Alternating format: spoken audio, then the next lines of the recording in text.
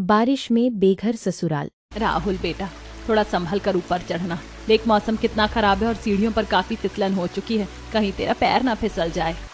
माँ, मैं बहुत संभल कर सीढ़ियाँ चढ़ रहा हूँ, आप बिल्कुल चिंता मत कीजिए। राहुल सीढ़ियाँ चढ़कर ऊपर आकर अपने रस्सी पर लटकते हुए घर में बैठ जाता है। इस परिवार का घर तख्तों के झूला नुमा 3 मचान थे। पहले मचान में सास ससुर बैठे थे, दूसरे मचान में छोटा बेटा विकास और उसके गर्भवती पत्नी नीलम मौजूद थे, और तीसरे मचान में बड़ी बहू सुमन अपने 8 साल के बेटे विक्की के साथ बैठी थी। आकाश अपने बेटे विक्की के बगल में बैठ जाता है। तभी बगल की मचान में बैठा विकास अपने भाई से, भैया आप आ गए? आज गांव में मजदूरी मिल गई थी ना, घर में खाने के लिए कुछ सामान लाए हैं या नहीं? हाँ विकास, आज दूसरे गांव में काम मिल गया था तो दिहाड़ी की मजदूरी हाथों हाथ मिल गई। मैं थोड़ा राशन लाया हूँ, और हाँ ये देख, तेरी पत्नी नीलम के लिए बुखार की दवा भी ले आया हूँ। राहुल अपने मचान से हाथ बढ़ाकर दवाइयों का पत्ता दूसरे मचान में बैठे विकास की तरफ बढ़ाता है। मचानों के बीच की दूरी बहुत ज्यादा नहीं थी, इसलिए हाथ फैलाकर चीजें आसानी से दी जा सकती थी। भैया आपने ये दवा लाकर बहुत अच्छा किया। नीलम को कल रात से बहुत तेज बुखार था। मैं 3 दिनों से काम पर नहीं जा पा रहा हूँ, आज आराम लग जाएगा तो कल से मैं भी मजदूरी पर चलूंगा। इधर सुमन अपने लटकते हुए मचान के कोने में रखी छोटी मिट्टी की अंगीठी में चूल्हा जलाकर खाना पकाने लगती है।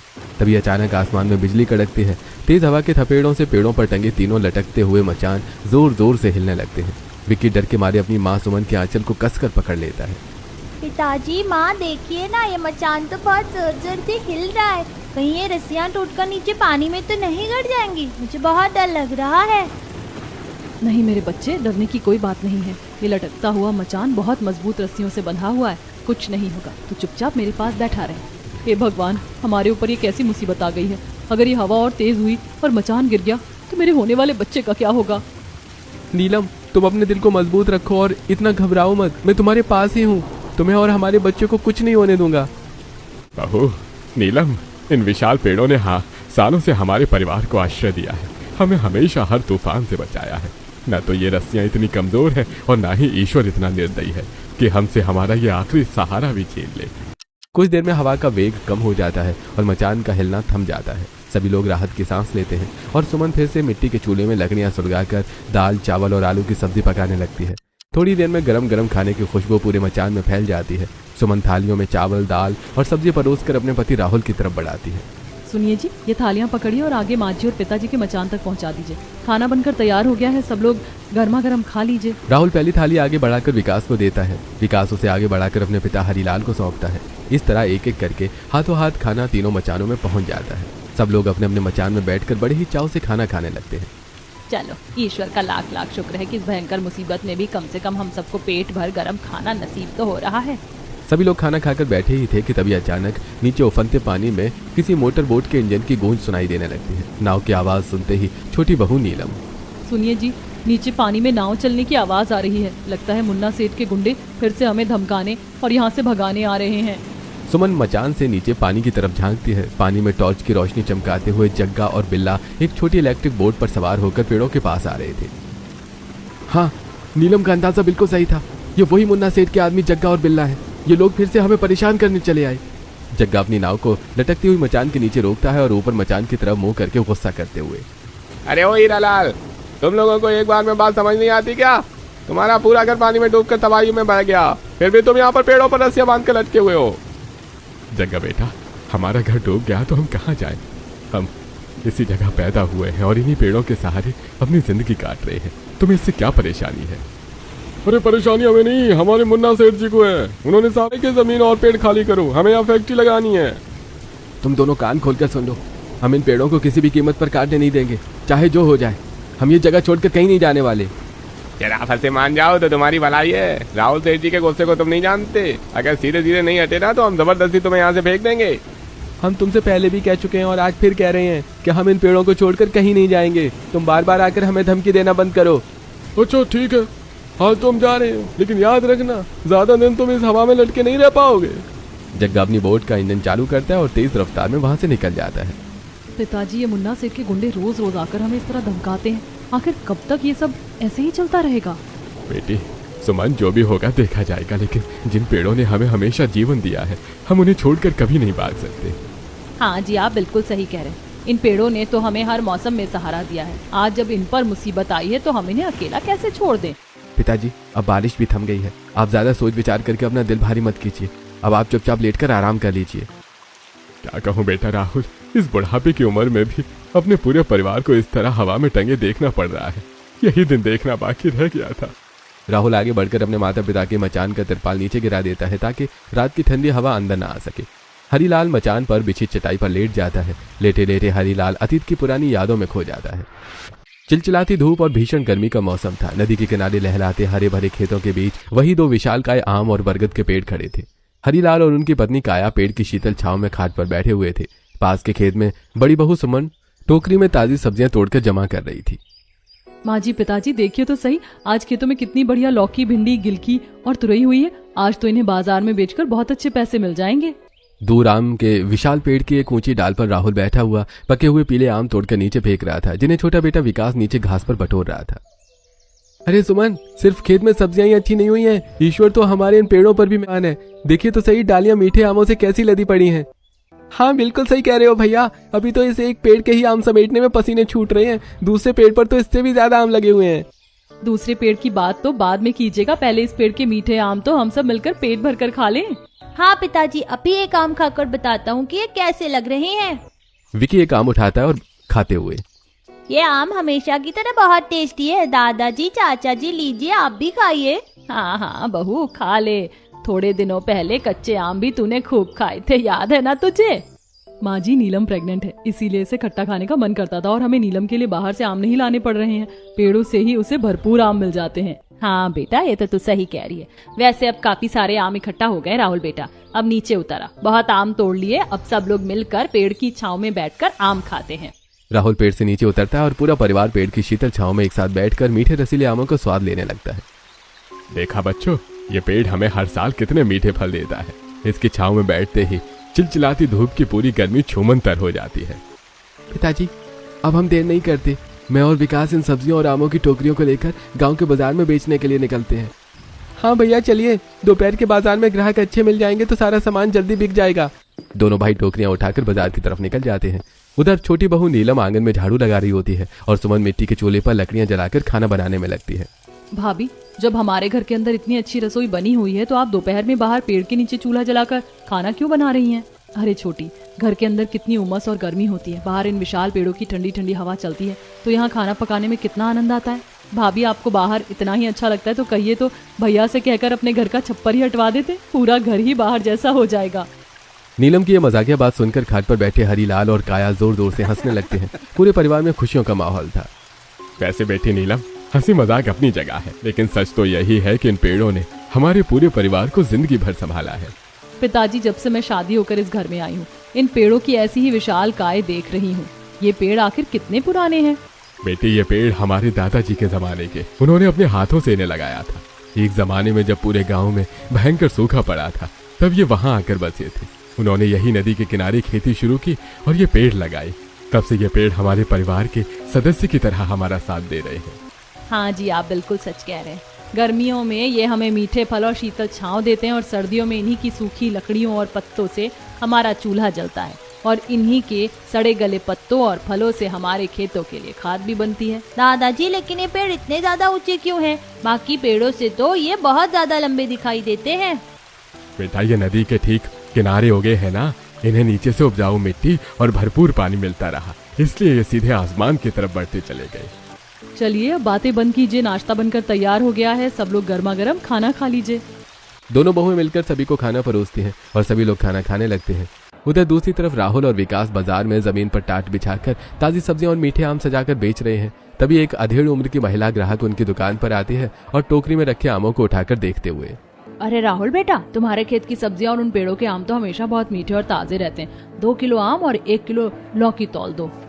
धन्यवाद चाची, ये सब हमारी कड़ी मेहनत और हमारे उन प्राचीन पेड़ों का आशीर्वाद है, तभी तो फल इतने रसीले होते हैं। शांति आम सब्जियां लेकर वहां से चली जाती है। दोनों भाई भी शाम तक आम और सब्जियां बेचकर घर लौट आते हैं। ऐसी समय का पहिया घूमता रहता है, दिन बीतते जाते हैं और भीषण गर्मी का मौसम समाप्त होकर झमाझम बारिश का मौसम शुरू हो जाता है। आम का सीजन खत्म हो चुका था। खेत में अब ककड़ी, खरबूजा और तरबूज की फसल लहला रही थी। राहुल और विकास खेत से ताजे तरबूज और खरबूजे तोड़कर टोकरियों में भर रहे थे। राहुल बेटा, आज बाजार से लौटते समय थोड़ा सा साबूदाना, सूजी मैं लौटते समय लाला जी की दुकान से सारा राशन का सामान लेता आऊंगा। दोनों भाई टोकरियां उठाकर रिमझिम बारिश के बीच गांव के बाजार में पहुंचते हैं। वहीं शांति फिर से उनकी दुकान पर आती है। अरे बेटा राहुल, तुम दोनों बारिश में भी काम कर रहे हो। चलो अच्छा है, मुझे 2 बड़े तरबूज और 4 ककड़ियां तोल दो। विकास 2 तरबूज और 4 ककड़ियां शांति को देते हुए, लीजिए चाची जी, बिल्कुल ताजे और मीठे तरबूज हैं। वैसे राहुल, एक बात याद आई तो पूछ रही हूँ, क्या तुम लोगों को खबर है कि नदी के किनारे कोई बहुत बड़ी जूता चप्पल की फैक्ट्री लगने वाली है? क्या फैक्ट्री? अरे नहीं चाची जी, हमें तो इस बारे में कोई खबर नहीं है। आपको किसने बताया? अरे बाजार में चर्चा चल रही थी कि शहर में कोई बड़ा ठेकेदार आया है और वो नदी किनारे की जमीन खाली करवा कर वहाँ फैक्ट्री बनाएगा। शांति ऐसा कहकर सामान लेकर चली जाती है। दोनों भाई परेशान होकर अपना सामान बेचते हैं और गांव के लाला की किराने की दुकान पर राशन लेने पहुंचते हैं। लाला जी, जरा ये राशन का सामान बांध दीजिए।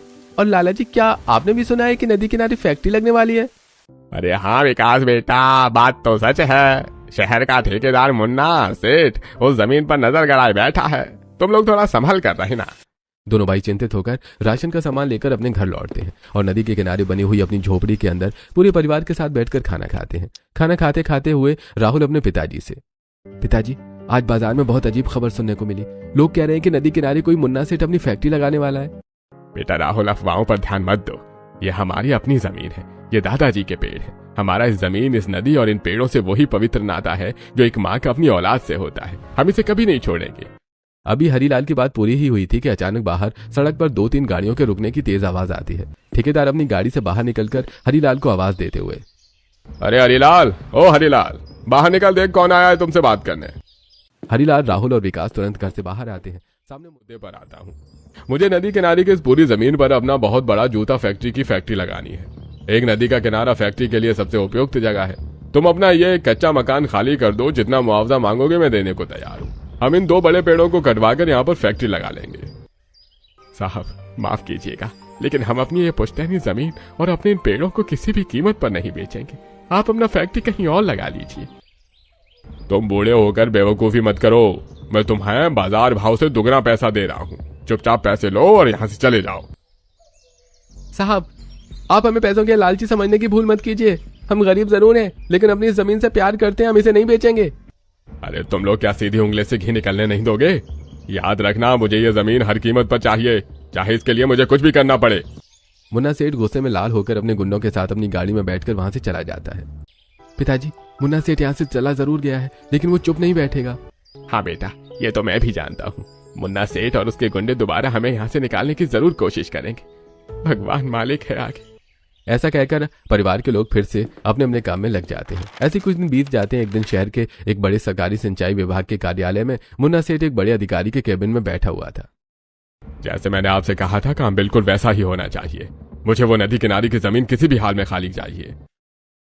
अरे आप बिल्कुल चिंता मत कीजिए सेठ जी, आज रात को ही पास बने सरकारी डैम का एक बड़ा गेट खोल दिया जाएगा। शाम को मुन्ना सेठ अधिकारी के साथ बांध पर जाता है और मजदूरों से, ऐसा करो, डैम का एक गेट खोल दो। अरे साहब, अगर बांध का गेट खोल दिया गया तो नदी में भयंकर बाढ़ आ जाएगी और किनारे बसे गरीब लोगों के घर पानी में बह जाएंगे। तुम अपनी बकवास बंद करो और जितना कहा गया है उतना करो। वहाँ किनारे पर कोई पूरा गांव नहीं बसा है, सिर्फ 2 पेड़ों के बीच एक झोपड़ी है। साहब, वही एक झोपड़ी तो उस गरीब परिवार का इकलौता आशियाना है, उसमें पूरा परिवार रहता है। अरे अपनी जुबान बंद रखोगे या नौकरी से हाथ धोना है? जाओ और जाकर तुरंत बांध का गेट खोल दो। मजदूर अधिकारी और मुन्ना सेठ के दबाव में आकर बांध का विशाल लोहे का गेट खोल देते हैं। उफनती नदी का लाखों क्यूसेक पानी बहुत प्रेशर के साथ किनारे की तरफ बढ़ने लगता है। उधर पूरा परिवार पेड़ के नीचे बैठा था। नदी के किनारे पानी की आवाज सुनकर छोटी बहू नीलम घबराकर उठती है। माँ जी, पिताजी, जरा बाहर देखिए तो सही, इस नदी में इतना भयंकर शोर कैसा आ रहा है? अरे ये क्या, नदी का पानी तो हमारे आंगन तक पहुंच गया है। इस मौसम में तो कभी नदी में इतनी भयंकर पूर नहीं आती थी। जरूर उस दुष्ट ठेकेदार ने यह साजिश रची है। राहुल, विकास, जल्दी करो, घर का जरूरी सामान समेटो, पानी बहुत तेजी से बढ़ रहा है। इससे पहले कि परिवार के सदस्य अपना सामान समेट पाते, नदी का एक बड़ा रेला उनकी झोपड़ी को तिनके की तरह उखाड़कर बहा ले जाता है। पूरा घर, अनाज, बर्तन और कपड़े पानी के तेज बहाव में बह जाते हैं और पूरा परिवार नदी के उफनते पानी में तैरने लगता है। विकास, माँ को संभालो, विक्की को कसकर पकड़ो, कोई भी एक दूसरे का हाथ मत छोड़ना। तभी पानी के बहाव में एक विशाल सूखे पेड़ का तना बहता हुआ उनके पास आता है। राहुल फुर्ती से उस तने को पकड़ लेता है। सब लोग जल्दी से इस पेड़ के तने पर चढ़ जाओ और इस तने को कसकर पकड़ लो। परिवार के सभी सदस्य तैरकर उस तने पर चढ़कर बैठ जाते हैं। बहता हुआ तना थोड़ी दूर जाकर एक सुरक्षित ऊंचे टीले के किनारे आकर अटक जाता है। सभी लोग टीले पर आराम से बैठ जाते हैं। हे भगवान, हमारा सब कुछ तबाह हो गया। हमारा घर, हमारा अन्न, हमारे कपड़े सब पानी में बह गए। अब हम कहाँ जाएंगे? पिताजी, चाचा जी, मुझे बहुत डर लग रहा है। घबराओ मत बेटा, हम है ना। पिताजी, आप लोग यहीं टीले पर रुकिए, मैं और भैया गांव के अंदर जाकर सरपंच और पड़ोसियों से मदद मांग कर आते हैं। राहुल और विकास भागते हुए गांव की पंचायत में पहुंचते हैं, जहां सरपंच और गांव के कुछ लोग बैठे हुए थे। सरपंच जी, हमारी मदद कीजिए। बांध का पानी आने से पूरा हमारा घर बह गया है। हमें गांव में रहने के लिए कोई छोटी सी जगह या छप्पर दे दीजिए। अरे भाई राहुल बेटा, हम जानते हैं कि तुम्हारे साथ बहुत बुरा हुआ, लेकिन हम मुन्ना सेठ जैसे पहुंचे हुए अमीर और ताकतवर इंसान से दुश्मनी नहीं ले सकते। अरे तो जाना चाहिए था। हम वो जमीन और उन पेड़ों को नहीं छोड़ सकते, उनसे हमारा भावनात्मक जुड़ाव है। परिस्थितियां तो अच्छी और बुरी आती और जाती रहती हैं, लेकिन परिस्थितियां तो भावनाएं नहीं बदलती ना। ठीक है विकास, तो ये तुम लोगों की मर्जी है, लेकिन एक बात तुम भी समझ लो, हम तुम्हें गांव में पनाह नहीं दे सकते और ना ही रहने की जगह दे सकते हैं।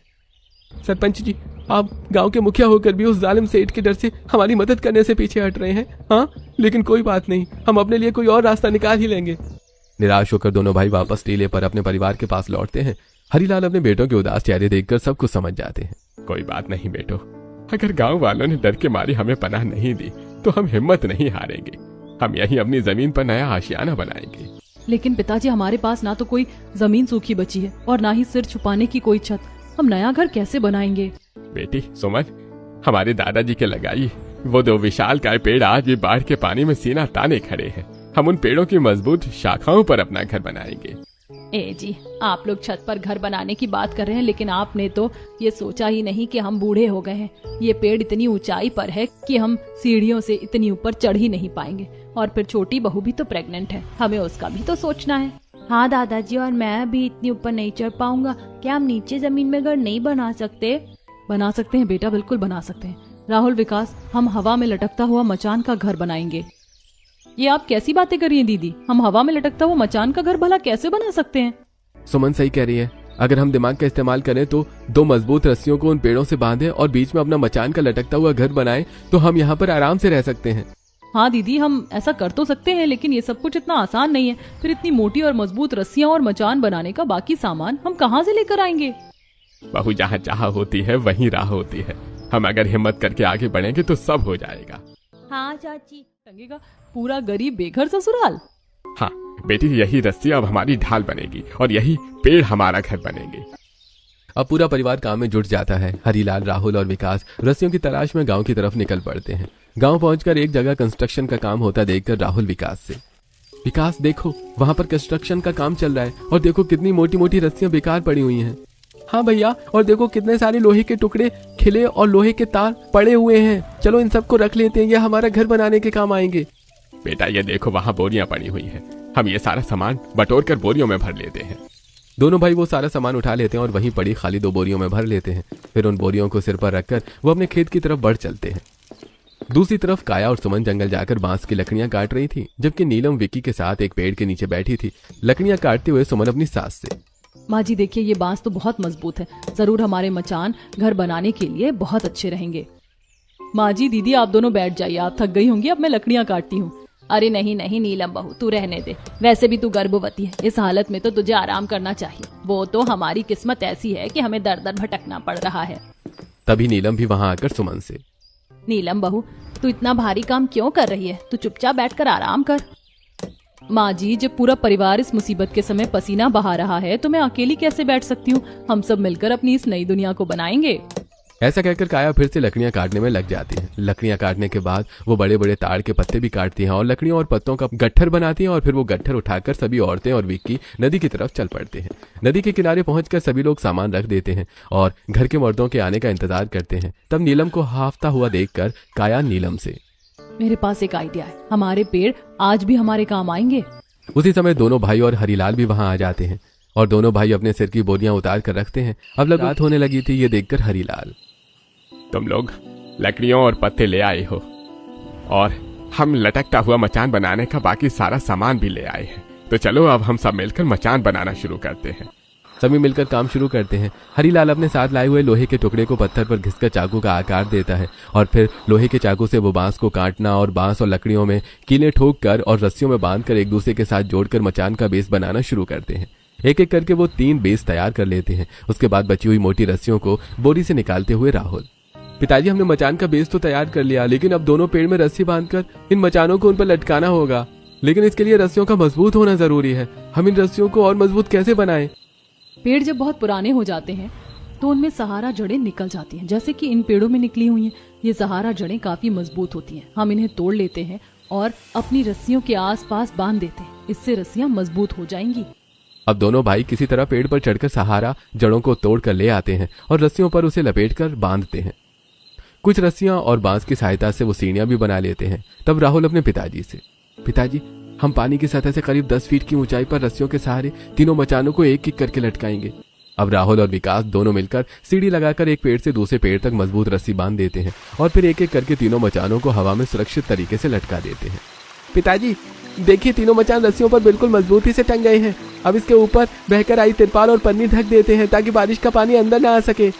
दोनों भाई सीढ़ियों से चढ़कर तिरपाल को मचान के ऊपर ढक देते हैं। अब काफी रात हो चुकी थी और फिर सभी लोग चढ़ चढ़कर मचान में बैठ जाते हैं। तभी विक्की, माँ पिताजी मुझे बहुत भूख लगी है, कुछ खाने को दो ना।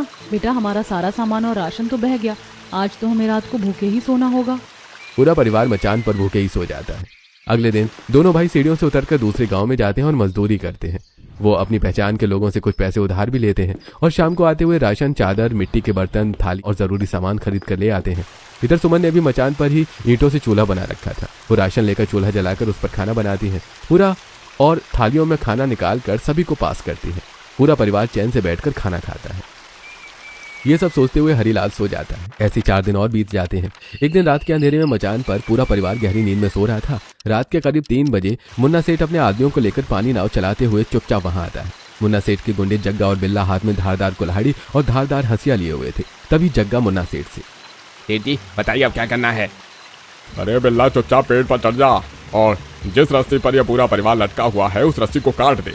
ये सब सीधे पानी में गिरकर डूब जाएंगे। जी उस्ताद, मैं अभी रस्सी काटता हूँ। अब जग्गा और बिल्ला पेड़ के ऊपर चढ़ते हैं। बिल्ला जैसे ही पेड़ पर चढ़कर रस्सी काटने के लिए हाथ बढ़ाता है, पेड़ की डाल पर बैठा एक लंबा जहरीला सांप अचानक फन फैलाकर बिल्ला के हाथ पर फुंकार मारता है। अरे बाप रे, सांप! उस्ताद बचाओ, पेड़ पर बहुत बड़ा सांप है। अरे भाग बिल्ला, जल्दी नाव में कूद। ये पेड़ इंसानों को बचा रहा है या इंसान पेड़ को? समझ ही नहीं आ रहा है। भागो यहाँ से। बिल्ला डर के मारे सीधे नाव में छलांग लगाता है। पीछे से जग्गा भी नाव में कूद जाता है और मुन्ना सेठ से, अरे सेठ जी क्या देख रहे हैं? जल्दी चलिए, चप्पू चलाने में मदद कीजिए और भागिए यहाँ से, वरना ये जहरीला सांप हमें काट लेगा। बाहर से आने वाली तरह तरह की आवाज सुनकर तीनों मचान से तिरपाल हटाकर परिवार के सभी लोग झांक कर देखते हैं। इधर जग्गा और बिल्ला चप्पू चलाते हुए नाव को लेकर वहां से चले जाते हैं। देखा पिताजी, आज फिर इस पेड़ ने हमारी जान बचा ली। ये पेड़ सचमुच हमारे लिए ईश्वर का वरदान है। सच कहा बेटा राहुल।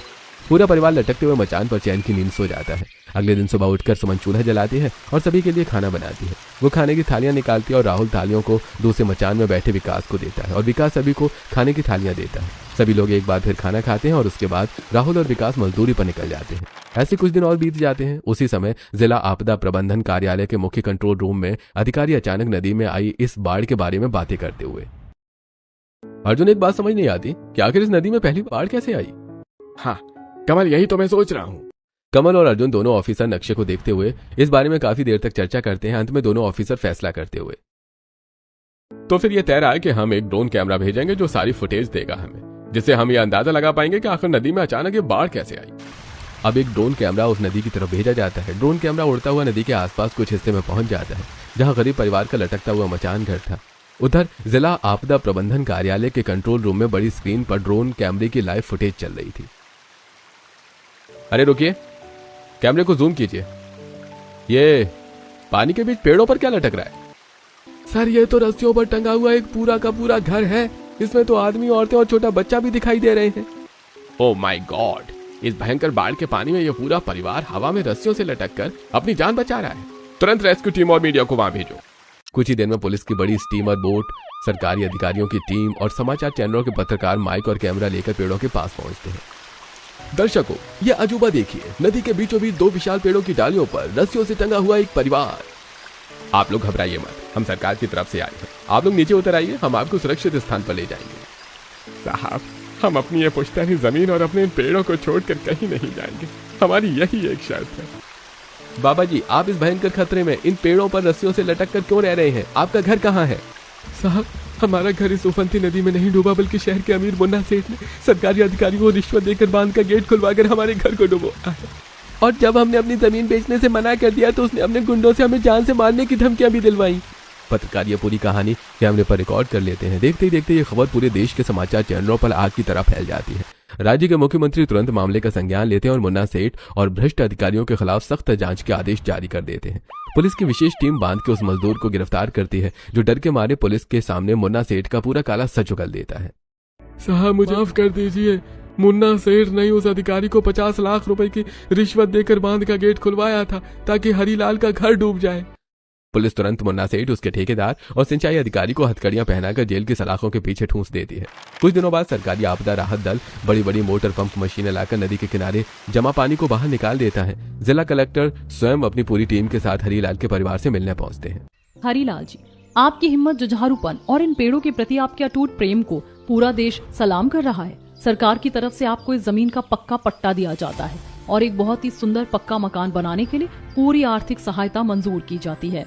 कुछ महीनों के भीतर ही उन्हें 2 पेड़ों के नीचे हरीलाल का एक सुंदर और पक्का 2 मंजिला मकान बनकर तैयार हो जाता है और नीलम भी बहुत प्यारी बच्ची को जन्म देती है और आसपास के खेतों में फिर से हरी भरी सब्जियां, तरबूज और ककड़ियां लहलाने लगती हैं। पूरा परिवार नए घर के आंगन में मुस्कुराता हुआ खड़ा था। देखिए माँ जी, ईश्वर के घर देर है अंधेर नहीं। आज हमारे पास अपना पक्का घर भी है और हमारी खेती भी फिर से लहलहा रही है। और हमारे इस नए घर में हमारे छोटे से नन्हे मेहमान का आगमन भी हो गया है। देखा बच्चों, जब इंसान सच के रास्ते पर चलता है और अपनी जड़ों से जुड़ा रहता है तो कुदरत भी उसकी रक्षा करती है। पिताजी, देखिए हमारे खेत फिर से हरे भरे हो गए हैं और ऐसा लग रहा है जैसे ये विशाल का पेड़ भी हमें देखकर मंद मंद मुस्कुरा रहे हैं। पूरा परिवार उन पेड़ों की तरफ देखता है। ऐसा लगता है जैसे वो दोनों पेड़ परिवार को देखकर मुस्कुरा रहे थे। और इसी खूबसूरत अंत के साथ कहानी खत्म हो जाती है।